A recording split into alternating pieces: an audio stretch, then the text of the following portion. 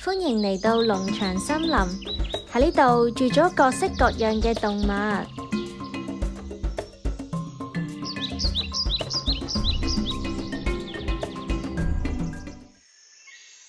有一日，有一隻恐龍喺農場森林度行下行下，想揾嘢食。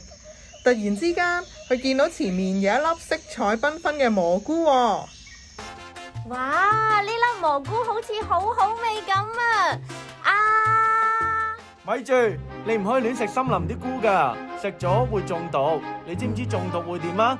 嗱，會肚痛啦，會嘔啦。吓，有冇咁嚴重啊？唉，見你傻下咁，等我講多啲嘢俾你聽啦。好啊好啊，你快啲講啦，快啲講啦！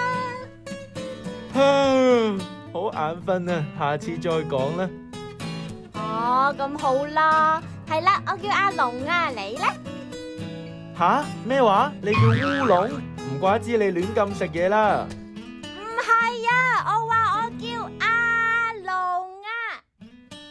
哦，唔好意思啊，我生得高，有時聽唔清楚。你好，阿龍，我叫阿祥啊。好啦，阿祥，咁我約定你下次出嚟玩啦。就係咁，阿龍同阿祥就做咗好朋友啦。唔知下次會發生啲咩事呢？頭先睇完個故事之後，唔知你哋覺得點呢？係時候問下你哋問題啦。第一題，故事入邊嗰隻恐龍叫做咩名呢？係叫做龍眼啊、烏龍啊、阿龍啊，定排長龍啊？第二題，故事入邊嘅恐龍，當佢見到隻彩色菇嘅時候，佢嘅感受係點嘅呢？係好驚啦，係好開心啦，係好嬲啊，定係好無聊呢？第三題啦，喺個故事入邊，好彩隻恐龍冇食到粒毒蘑菇咋，我哋都要小心病從口入啊！小朋友，你又知唔知道有啲咩方法可以避免病從口入呢？小朋友，你哋又諗唔諗到啊？等我阿祥俾啲提示你哋啦。